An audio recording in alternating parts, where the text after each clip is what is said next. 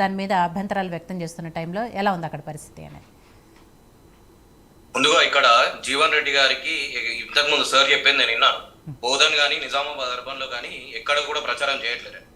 Congress party ముందంజుగా బాగా విస్తృతంగా ప్రచారంకి జీవన్ రెడ్డి గారు మద్దతుగా ఏకంగా వెళ్ళిపోతుంది. ఇక్కడ ఒకటి ముఖ్యంగా ఏంటంటే అరవింద్ గారికి ఎక్కడికి పోయినా కూడా జగిత్యాల పోయినా కురుట్లా పోయినా కూడా వ్యతిరేకత వస్తుంది. బాల్కొండ పోతే మొన్న కూడా వీడియోలు బయటకు వచ్చినాయి. మేము ఓటేయము మీరు బయటకు వెళ్ళిపోండి అని చెప్తే ఓటేస్తే లేదని చెప్పి మాట్లాడుతున్నారు. ఇవాళ అరవింద్ ఎప్పుడు కూడా నిజామాబాద్ లో పబ్లిక్ అందుబాటులో లేరు. ఒకటి ఇంకొకటి కాంగ్రెస్ పార్టీ పబ్లిక్ కి 30 లక్షల ఉద్యోగాలు ఏదైతే సెంట్రల్ నుంచి ఆల్ ఓవర్ ఇండియా ఖాళీ ఉన్నాయో ఇస్తామని చెప్తున్నాం.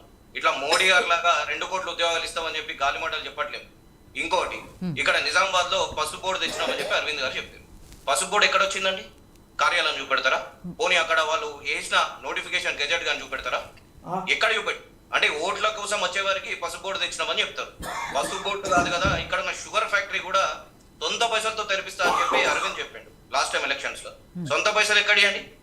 లేదా తలకాయ వంచుకొని సెంట్రల్ ది వాళ్ళని ఎక్కడికైనా తెచ్చి ఇక్కడ నేను ఓపెన్ చేపిస్తా చెరుకు ఫ్యాక్టరీ అని చెప్పాను. ఇవాళ కాంగ్రెస్ పార్టీ వచ్చిన తర్వాతనే చెరుకు ఫ్యాక్టరీకి సంబంధించి 43 కోట్లు సింగిల్ టైం సెటిల్మెంట్ బ్యాంక్ తో చేసుకోవడానికి మొన్న మా ముఖ్యమంత్రి గారు నోటీస్ రిలీజ్ చేశారు.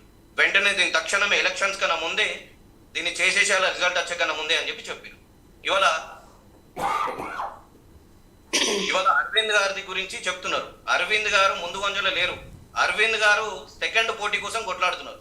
ఎందుకు అంటే అక్కడ ఉన్న సొంత పార్టీ నాయకులే అతన్ని వ్యతిరేకిస్తున్నారు. చీకొట్టి వాళ్ళు వచ్చి కాంగ్రెస్ పార్టీకి మద్దతు ఇవ్వడం చాలా హాస్యంగా అనిపిస్తుంది మనకు కూడా. ఎందుకంటే బీజేపీ పార్టీలో ఉన్న కార్యకర్తలే వచ్చి అన్న అక్కడ ఉన్న వ్యక్తి బాలేడు, మా పట్ల చాలా అహంకారంగా మాట్లాడుతున్నాడు, ఇక్కడ మేయర్ పీఠం కానీ 4 కోట్లు తీసుకున్నారని చెప్పి 2-3 రోజులకి వెళ్ళి వీడియో కూడా వాళ్ళ సొంత నాయకులు బయటకు వచ్చి తిడుతుంది. ఏ రోజు అంటే అరవింద్ అందుబాటులో ఉన్నారు నిజామాబాద్ జిల్లాలో? ఒక్కరోజు ఇక్కడ సెంట్రల్ నుంచి ఏ ప్రైజ్ తెచ్చిరండి? ఇక్కడ స్పైసెస్ ఇన్ని గానం ఉంటాయి, స్పైసెస్ బోర్డు తెచ్చినామని చెప్తారు. ఇది స్పైసెస్ బోర్డు ఇచ్చింది వైఎస్ రాజశేఖర రెడ్డి హయాంలో. వరంగల్లో ఇచ్చిన స్పైసెస్ బోర్డు ని తీసుకొచ్చి ఇక్కడ బోర్డు పెట్టేస్తే స్పైసెస్ బోర్డు వచ్చినట. మ్యానుఫ్యాక్చరింగ్ యూనిట్స్ పెడితే ఇక్కడ సెంట్రల్ నుంచి మ్యానుఫ్యాక్చరింగ్ యూనిట్స్ పెడితే చాలా ఉపాధి పొందుతాం. కానీ మ్యానుఫ్యాక్చరింగ్ యూనిట్స్ పెడితే చాలా ఉపాధి పొందుతాం. కానీ అరవింద్ ఏ రకంగా కూడా ఇక్కడ ఎంప్లాయ్మెంట్ సోర్స్ క్రియేట్ చేయడానికి కానీ యువతకి ఏ రకంగా తోడుబాటుగా ఉండడానికి కానీ ప్రయత్నించలే. ఎంతసేపు మత రాజకీయాలు చేస్తారు తప్ప రాముడు మీ చుట్టమా మా చుట్టమా అని ఇప్పుడు సార్ చెప్తుంటే విన్నాను నేను. రాముడు ఎవరు చుట్టం కాదండి. అసలు రాముడిని రాజకీయాలకు లాగింది మీ భారతీయ జనతా పార్టీ. మీ భారతీయ జనతా పార్టీ ఎంత నీచంగా దిగజారిపోయిందంటే ఇవాళ రాముడిని దేవుడి పేర్లు నెత్తుకెత్తుకొని ఓట్లు అడుకునే పరిస్థితి వచ్చింది. బయట గుడి బయట ఉంటారు కదండి, దేవుళ్ళు ఫోటోలు పెట్టుకొని మాట్లాడతారు. సేమ్ అట్లనే ఉంది ఇలా పరిస్థితి. ఇక్కడ అరవింద్ నిజామాబాద్ కి తెచ్చింది గాడిద గుడ్డే. గాడిద గుడ్డ అని ఎందుకంటామంటే మనం అప్పట్లో పాత భాషలో మాట్లాడతాం, ఆయన మన గాడిద గుడ్డు ఒరిగిచ్చిండ అన్నట్టు మాట్లాడతాం. గాడిద ఈడ గుడ్డు పెట్టదు, కానీ తెచ్చింది గాడిద గుడ్డే. నిజామాబాద్ కి ఎంప్లాయ్మెంట్ సోర్స్ ఏం క్రియేట్ చేసిరండి? చెరుకు ఫ్యాక్టరీ జరిపిస్తా అని చెప్పారు, పసుపు బోర్డు తెస్తా అన్నారు. ఏ రకంగా కూడా వీళ్ళు ఏం చేయలేకుండా వైఫల్యం చెందిరు కదా. వీళ్ళు ఇవాళ వచ్చి మేము చాలా స్ట్రాంగ్ ఉన్నామనంటే సొంత పార్టీ నాయకులను పోయి అడుగుమని చెప్పండి. వాళ్ళ పార్టీ వాళ్ళే ఓటేయలేని పరిస్థితులు ఉన్నాక ఇంకెక్కడ ముందంజండి.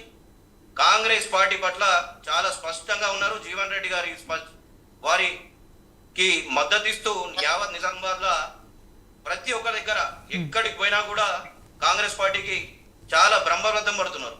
ఇవాళ జీవన్ రెడ్డి గారికి ఒక రైతు బిడ్డ నుంచి ఇంత అవగాహన ఉంది రైతుల పట్ల. దాన్ని తట్టుకోలేక అరవింద్ ఇష్టానుసారంగా పెద్ద పైన మొన్న కూడా మీరు చూసుకుంటారు, ఏది పడితే అది మాట్లాడుతున్నాడు. అది ఫ్రస్ట్రేషన్ వచ్చేస్తుంది ఓడిపోతున్నాం అన్న భయంతో. దాన్ని చాలా స్పష్టంగా మీరు అరవింద్ గారు చూడొచ్చు. ఇక్కడ బీఆర్ఎస్ అంటే బీఆర్ఎస్ కూడా అసలు వారు ప్రచారం కాదు కదా, వాళ్ళు 3rd ప్లేస్కి వెళ్ళిపోయారు. ఏ రకంగా కూడా వాళ్ళది ఇక్కడ ముచ్చటే లేదు. కవిత పైన లాస్ట్ టైం ఎందుకు ఓడిపోయి అరవింద్ ఓటేసిరంటే నరేంద్ర మోడీ సెంట్రల్ ఉన్నాడు, సరే అరవింద్ ఇక్కడికి వచ్చిండు, ఏదో చేస్తా అని చెప్తున్నాడు, వాళ్ళని తీసుకొచ్చి బాండ్ పేపర్ రాసిస్తా అని చెప్పి నమ్మి గుడ్డుగా మోసం చేసేసిండు నిజామాబాద్ ప్రజల్ని. ఎవరండి అరవింద్? ఎవరు అసలు ఆయన ఎవరు? ఈసారి ఆయన ఓడిపోయినాక నిజామాబాద్ కాదు కదా తెలంగాణ రాష్ట్రంలో నేను కనిపించాడు. అసలు ఆయన చెప్పే మాటలేమో గాలి లెక్కలుంటాయి, చూస్తే ఇట పనేమో సున్నా ఉంటది. ఈయన నిజామాబాద్కి చేసిన పని మాత్రం గుండు సున్నా అండి. ఏ ఒక్క పని చేయలేడు. పబ్లిక్ కూడా చాలా వ్యతిరేకంగా ఉన్నారని చెప్పి తెలియజేస్తున్నాను. సో రాజతారెడ్డి గారు ఇక్కడ బీఆర్ఎస్ పార్టీకి సంబంధించి బాజిరెడ్డి గోవర్ధన్ గారు ఎంపీగా ఉన్నారు కాబట్టి ఆయన బరిలో దిగబోతున్నారు ఎంపీ అభ్యర్థిగా. సో ఎలా ఉంటుంది బీఆర్ఎస్ పరిస్థితి అనేది? పోటీ బీజేపీ, బీఆర్ఎస్, కాంగ్రెస్ మధ్య ఉంటుంది అని విశ్లేషణ వినపడుతున్నాయి. కానీ బీజేపీ నాయకులు అండ్ కాంగ్రెస్ నాయకులు చెప్తున్నారు బీఆర్ఎస్ అసలు పోటీలోనే లేదు, ఫస్ట్ సెకండ్ ప్లేసులు మేము